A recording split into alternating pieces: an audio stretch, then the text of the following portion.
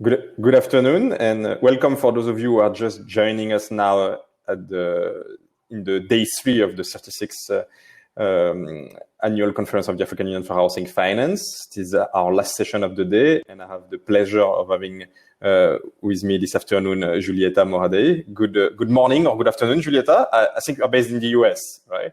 Yes, I'm now based on the Northeast, so early morning in the US and kind of a crazy day here. Yes, I can see that. But thank you so much, despite all this, to be with us today live and for waking up very early. Without further ado, I'm just going to introduce you rapidly. You are the head of research at New Story, and we're going to have 30 minutes to discuss, to hear from you what you are doing, and I know that you are doing very innovative in the housing sphere, in the affordable housing sphere. So we look forward to hearing from you and to discuss. I invite the participants to write their question in the chat section. I will read them through to you. I might wait until the end of the presentation to then have a Q&A, but if there are some burning questions, maybe I will pause you a little bit just to ask the question, if that's okay with you. Yes, that's okay. Perfect. Okay. Thank you, Giulietta. The floor is yours. Perfect. Thank you. I'm just going to share my screen quickly.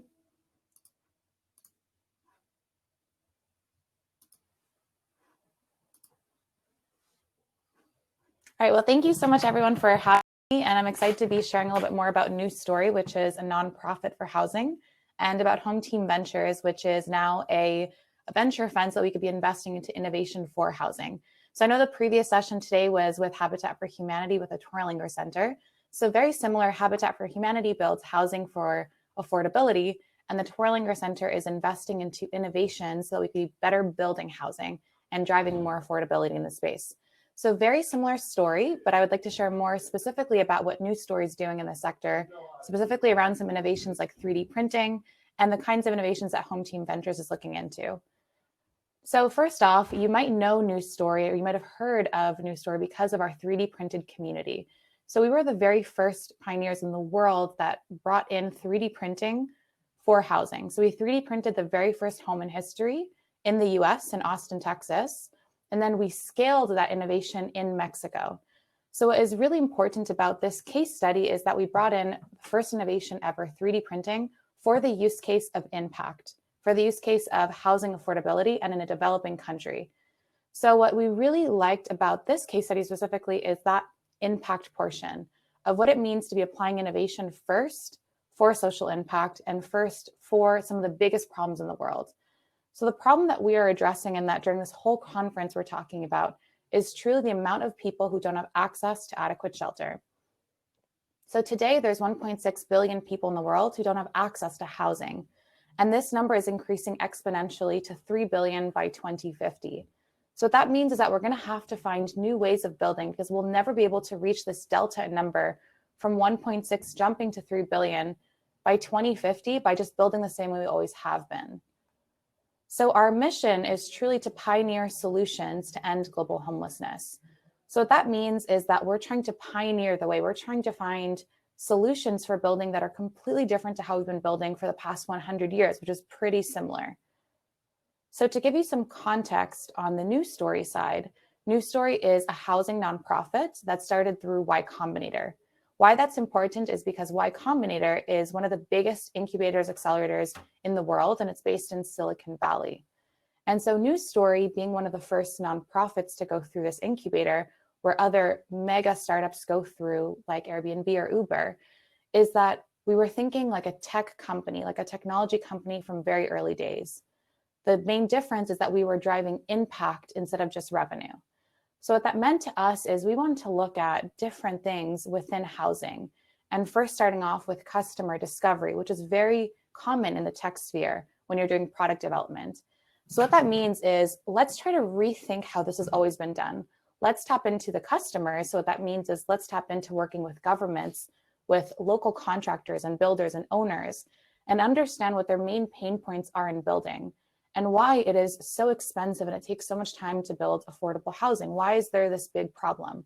And if we first understand the problem by doing it ourselves, then we know it's a problem for others and we can start driving new solutions. So on the impact side, New Story has been recognized as one of the world's most innovative companies by Fast Company in these 3 years, 2017, 2019, and 2020. because of the innovations that we're driving. We've also built over 3,000 homes in 25 communities. These communities are in 4 different countries in Central and South America, where we started doing our efforts because News Story is only 5 years old.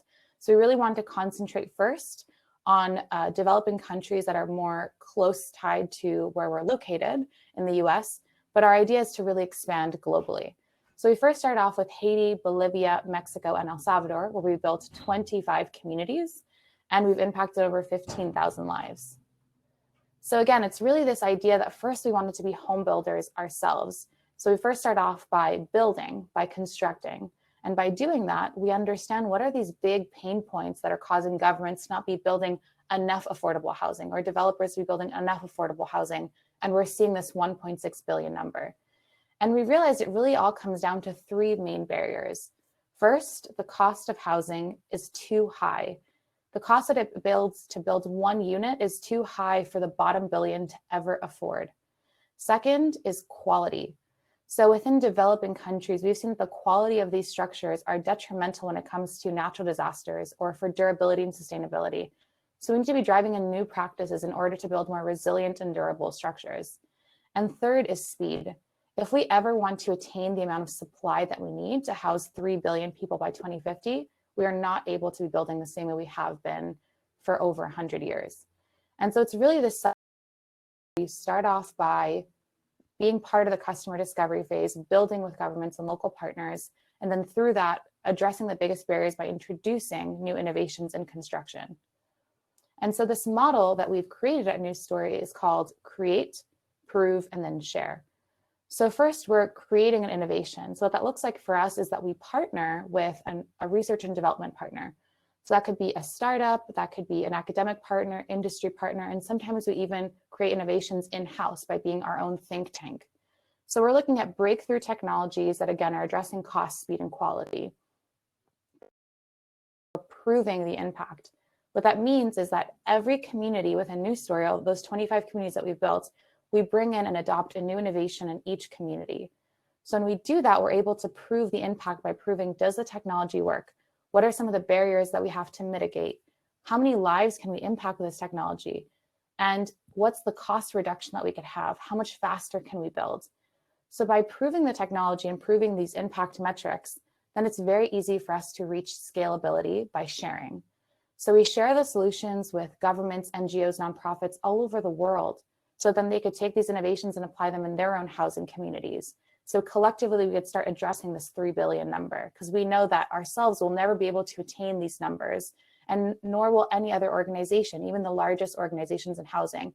They could only build a certain amount of housing per year. So we need to collectively be adopting these innovations. And what's so important about working in the impact space specifically is that a lot of people always ask us, how are you able to bring in 3D printing, a novel innovation that's never been done before, into a developing country for affordable housing? What's the incentive to entrepreneurs to even do this? Well, the incentive is actually pretty simple. It's that we have a North Star. We really have a mission alignment when it comes to, we want to have impact on humanity. So Apple TV did a documentary on our journey to 3D print the very first community in the world. You could find it on Apple TV in a season called Home, and we're in the finale episode, and it's called Mexico. So it's episode 9. And really the whole documentary walks you through this progress of how we were able to 3D print the first community. What are the biggest barriers that we were facing, and how did we overcome them?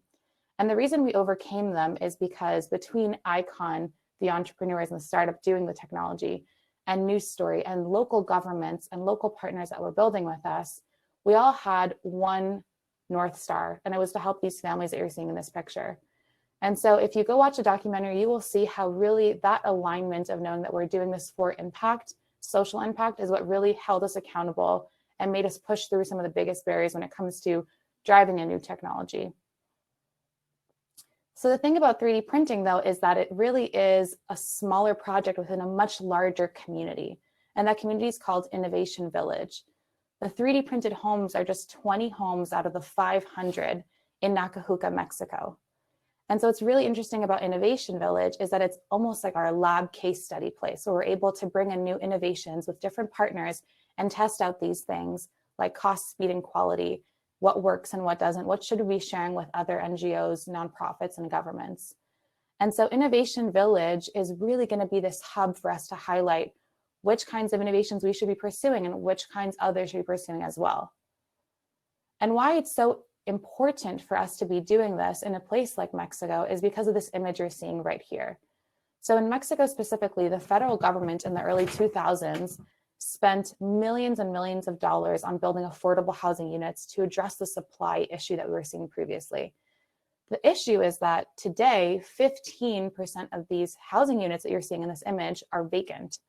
So what that means is that people prefer to live in slums and in ruins than to live in these homes provided by the government.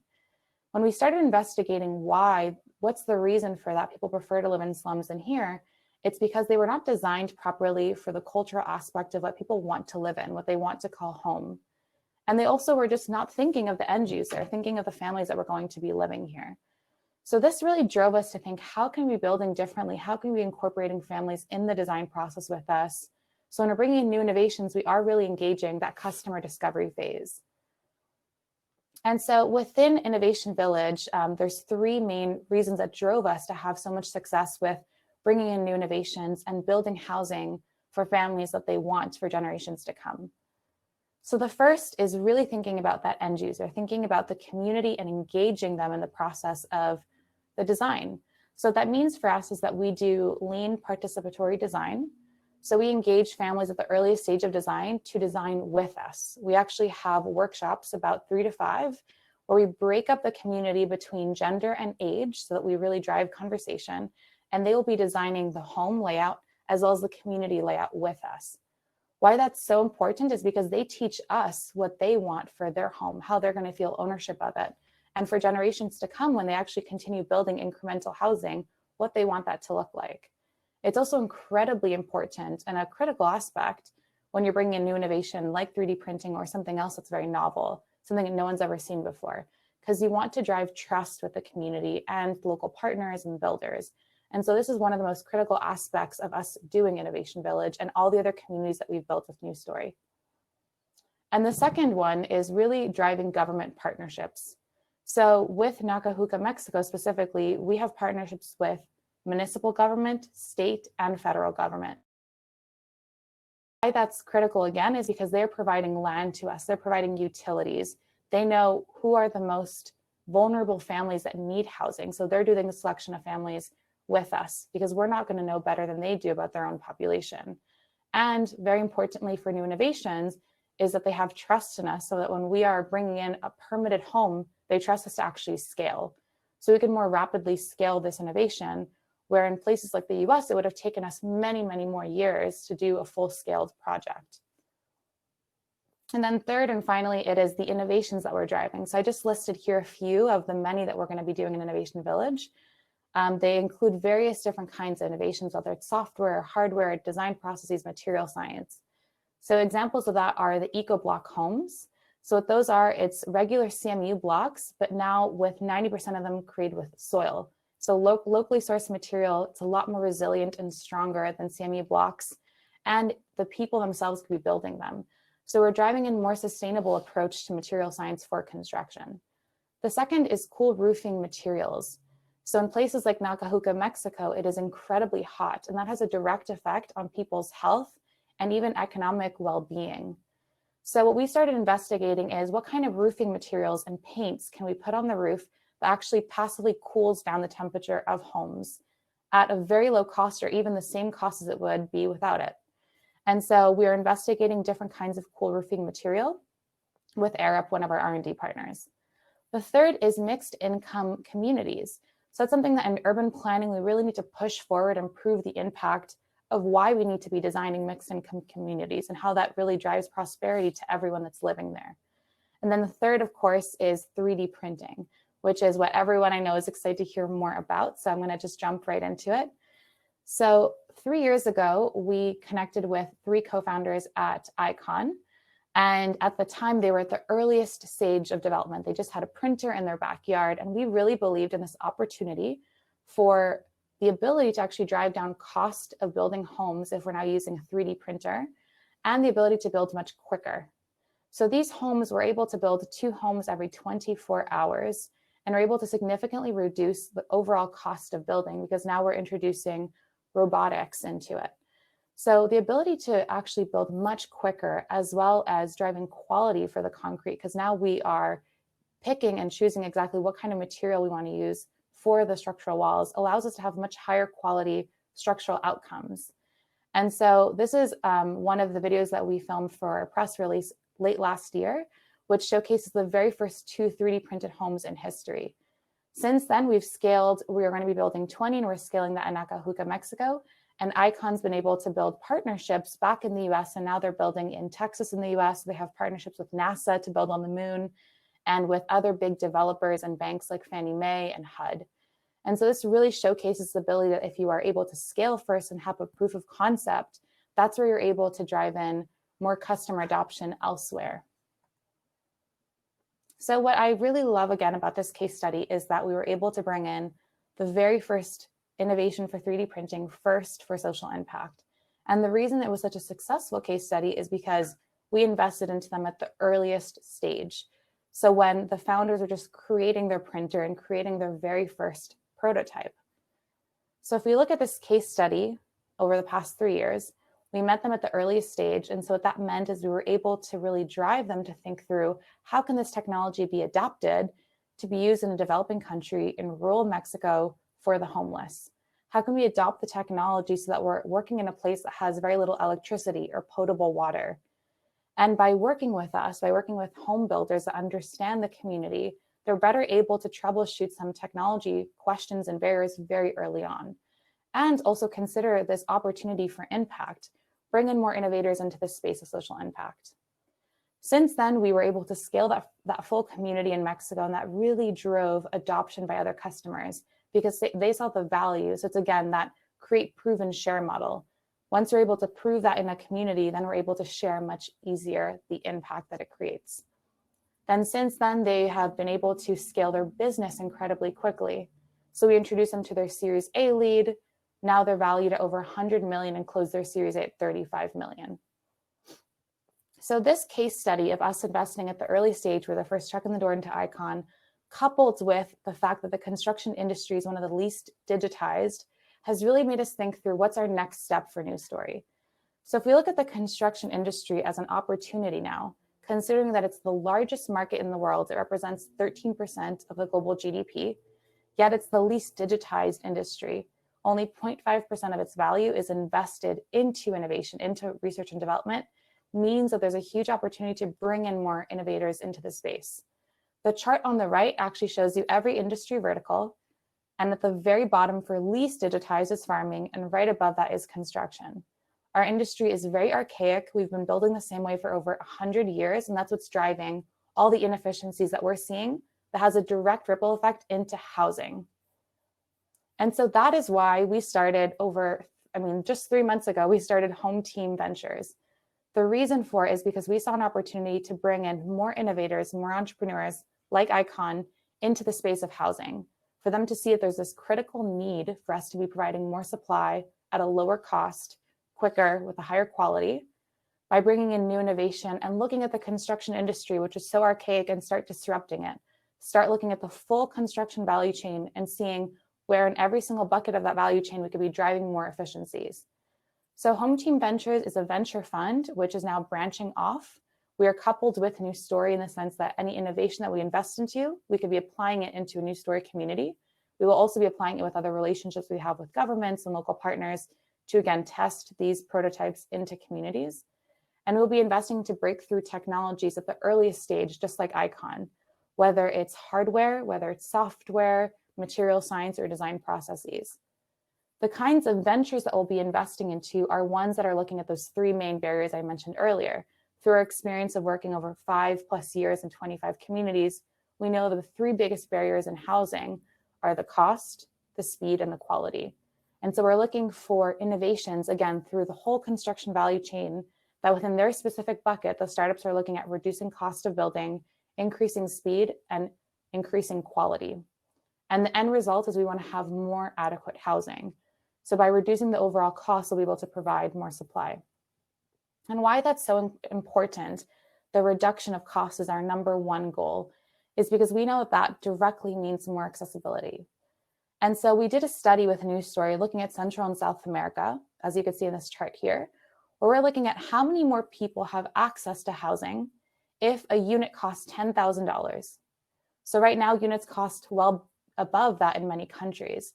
So what you're seeing in these blue circles is really the percentage of people of the population that have access to housing if the unit is $10,000. So if we could find these innovations that will drive down the overall cost of housing by looking at every single bucket of the construction value chain to reduce the overall cost, how many more people have access to housing?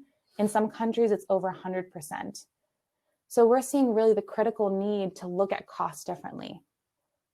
And if we look at Africa specifically, the Center for Affordable Housing Finance in Africa has done amazing studies looking at how much does it really cost to build affordable housing. So they did thousands of surveys between 2010 and 2020 in every country to look at what is the cheapest newly built house by a private developer. And as you could see here, this ranges between $8,000 to almost $300,000, the cheapest unit. So if we want to provide more accessibility, we really need to be driving down these costs. And I encourage everyone to go read these reports because these numbers are astonishing.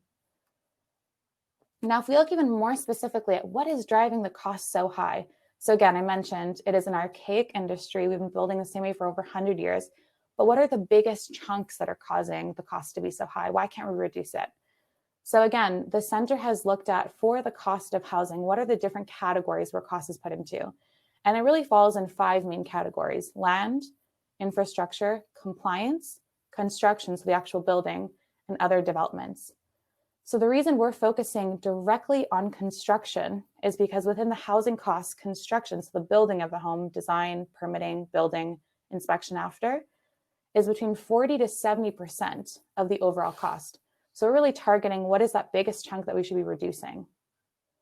And then if we even go in further within construction, what is the largest cost? It is materials. We've been using the same materials in construction, as you could see, for decades. So material costs are between 40 to 70% of the overall cost. So again, you could see in this chart and you could dig deeper into their studies.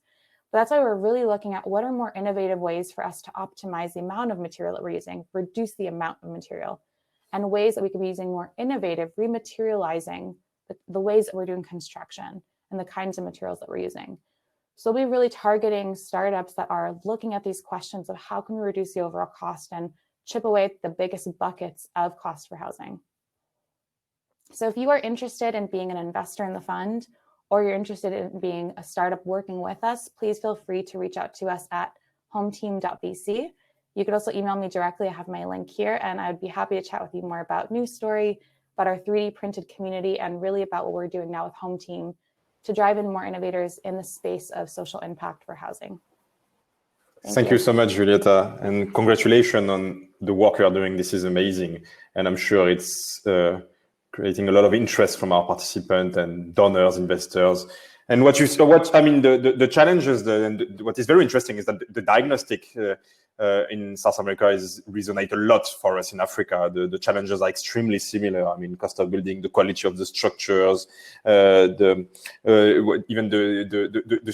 social aspect that you mentioned, like people preferring in many cases to live in slum than to live in houses that are being built or provided by the government because of the way they have been designed or the lack of design of those projects. So we are facing the exact same challenges and situations. So it's very interesting to see how you're bringing innovation, which is, as you mentioned, something that our sector, especially in the affordable housing sector, is really lacking. And so you are really, I mean, bridging a gap here and providing some services extremely useful. We just hope that through this conference or through continuous engagement, you'll be able to have projects in Africa, and so we look forward to that. I have small questions. Can you hear me, Julieta? Hello. I think there's a small technical glitch.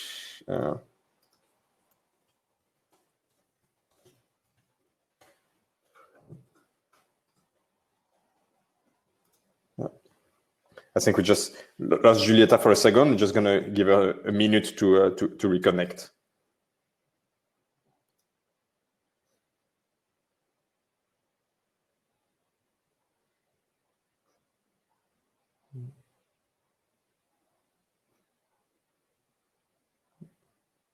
She's probably reconnecting just now.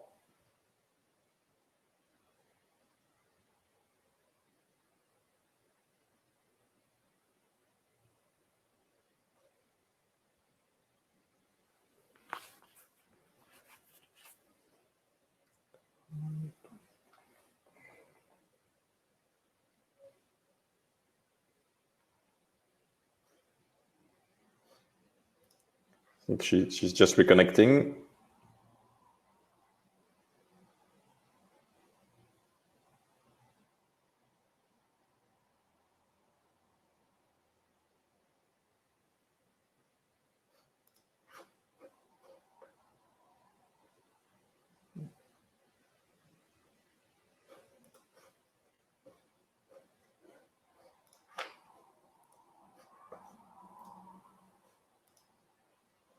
In the meantime, invite the participant to keep writing their questions. And as soon as she's back online, I will read the question to her. I see that she's reconnecting.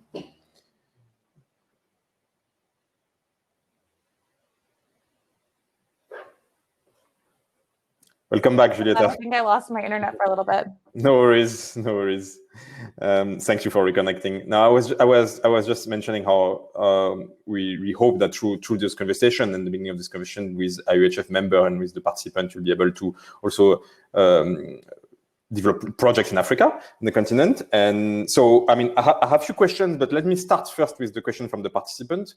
A simple question, but super important. What is the cost of? I mean, I assume from the end user perspective, the cost of the 3D built house.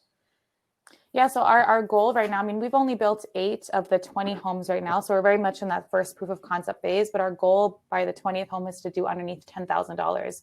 So again, our number one goal is to do that. So what we've been doing is that within those 20 homes, we've done build A, which is 10 homes, and then build B will be another 10. And we're actually iterating the design to reduce the amount of material that we're using structurally, relook at the calculation package, and start optimizing it. So again, it's that cycle of innovation where we're rapidly prototyping and iterating the design, but our goal number is going to be $10,000 US for the whole housing cost. Excellent. And as you mentioned, for us in Africa, it will immediately fit into the cheapest house newly built in most of the 54 countries on the continent. So this is. I mean, that great graph that I showed is really that $10,000 number. You were saying the transfer of knowledge between Central South America to Africa. It's very similar. It's the same kinds of materials, same kind of cost goals that we should be having, and honestly, the same kinds of designs. Even though they're different locations, we are seeing the same kinds of challenges in both. Absolutely. Another question from Anthony is saying, adopting new technology is always challenging. How are you able to win hearts and gain buy-in?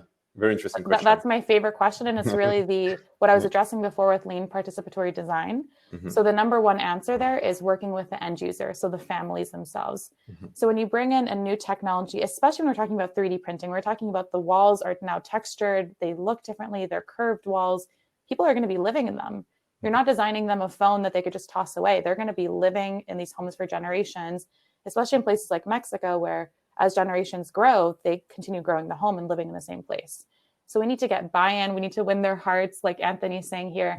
But we only do that really by bringing it to their attention before we even build it. So we go to them before we're doing the design, before we even have a final design option, and we're working with them. When you make it collaborative, when you bring them into that collaboration as designers themselves, we make almost families feel like architects with us. That's where they feel trust with you, and that's where they have buy-in. And then, of course, it's incredibly important is getting buy-in from governments and from local builders. And that's a cultural aspect. So on the government side, it's to get, the regulatory piece for permitting, get buy-in for land. But on the contractor side, that's a cultural thing. Contractors have been building the same way for decades. So you need to be convincing them, why is this new way of building better? It's not by coming in and saying it is better. It's by working with them and saying, okay, this has the impact of reducing costs by this much. It has the impact of increasing speed by this much. If you want to work with me, let's figure out a way to be using your locally sourced materials and your expertise locally to be bringing this innovation in together. So it's really by working with the different stakeholders early on. Thank you. This is great. I just had a question. I mean, there are more questions coming, but I just had a question also. With regard, you're in a way, clearly you're disrupting the market and by bringing those innovations, which is fantastic. But what are, as of now, for you, the limitation in terms of the technological limit, for instance, with 3D printing or the other innovation that you're bringing? That that you hope will be overcome in the future? Yeah, the biggest barrier is adoption by developers and by contractors. So within the construction space, the reason that you saw that chart where every industry is there and construction is the least digitized is, again, a cultural reason. It is the adoption piece. We've been building the same way for decades, and people have this mindset within the construction sector that we've always done it this way. So why'd we change it?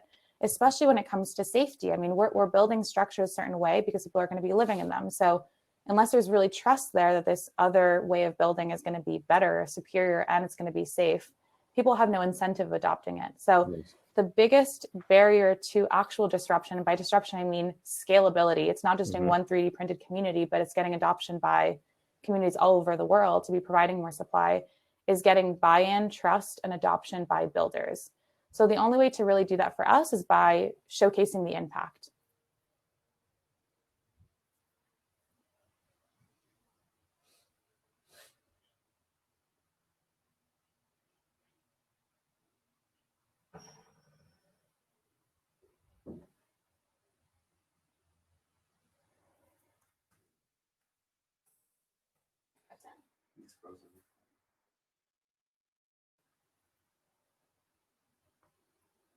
All right, I believe Olivier is frozen now, but if you have any other questions, I think he's coming back on.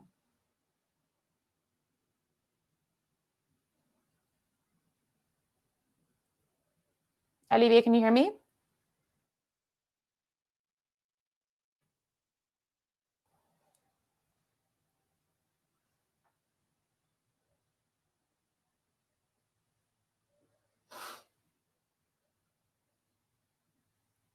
All right, I'm going to be answering some of the questions in the chat. And if you have any other questions, please feel free to message me on hometeam.vc. Olivier, can you hear me? I can hear you. Can you hear me? Yes. I think we're now partnering with our internet. Yes, it was my turn to have a technological issue, sorry. And no, thank you. I was hearing you filling up and starting to read the questions, so thank you so much. Of course. So Ashley was asking, what is your process for vetting startup technologies? Yeah, so it's really looking at within the construction sector. First of all, we're looking at early stage companies. So it's usually companies in the seed round through Series A, earliest stage. And again, it's because of our case study with Icon of being able to adapt the technology for housing. So we want to work at the early stage with these founders. The second thing that we look at is, can this technology be adopted by a housing builder in affordable housing? So would a real estate developer use this technology in their process? Would a government use it for the use case of affordable housing? So it doesn't have to be a startup that only works in housing affordability. They could work in anything within construction for residential, commercial, but can this technology impact the housing space, like Icon? And then third, we really look at those impact metrics. Will it reduce the cost of building? Will it increase the speed? And will it increase quality? So those are the main buckets that we'll look at. And then within our portfolio, we're going to be investing in about 20 companies with our Fund 1. Within that portfolio, we're going to be looking at hardware solutions. So hardware is like 3D printing, software, so SaaS products, material science, and then design processes. So what that could look like is anywhere from, if we're looking at the permitting process, how do we automate permitting? Right now, it's incredibly archaic the way that we do regulations and permitting for building codes. How do we automate the design process? It's really looking at every bucket of the construction value phase. And then within hardware and software, it's really digging into the actual building. Can we find ways that are cheaper and faster? Thank you so much. I'm just going to take 2 more questions. Mayada is asking, can the building be multi-floor?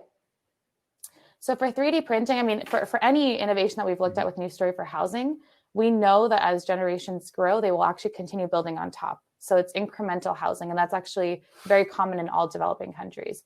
For 3D printing, we actually built the foundation and the structural walls of the first floor to hold another floor. So right now, the homes are just 1 floor, but we built the actual structure so that it could sustain another floor on top. What we're going to be looking at in the future is, can we actually be doing, multi-story 3D printed homes or other ways of doing incremental housing? But a very simple solution, for example, is when we build just 1 floor, it's really building the foundation and the walls to support another floor. And then within the roof, having a flat roof. So you could build another story on top, and then also having a skylight in that roof so that you could put in a staircase going through. So it's little things like that in the design process that, unless we work with the families that are telling us, if our family grows, we're going to continue growing this home, we would never think of doing that. So it's very important to incorporate the families. Thank you very much, Julieta. Last questions from Alfonso. with congratulating you. How do we approach the risk of city pro and community integration in the city? Very good question.